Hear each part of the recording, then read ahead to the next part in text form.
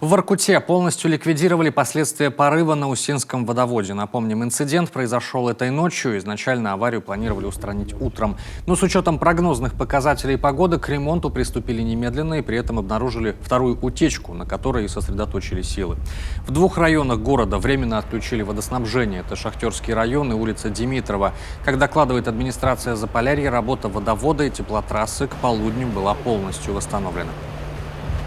На период с 7 часов до 11 часов потребовались ограничения также Шахтерский район, улица Димитрова, поселки, промышленные предприятия в ограничениях не были задействованы. И в 11:20 возобновлено водоснабжение на всех объектах многоквартирные дома.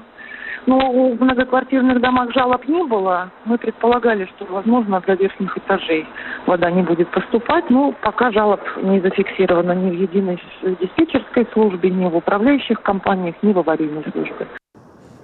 Тем временем уже Сыктывкарская мэрия призвала управляющие компании ТСЖ внимательнее следить за жилфондом во время морозов.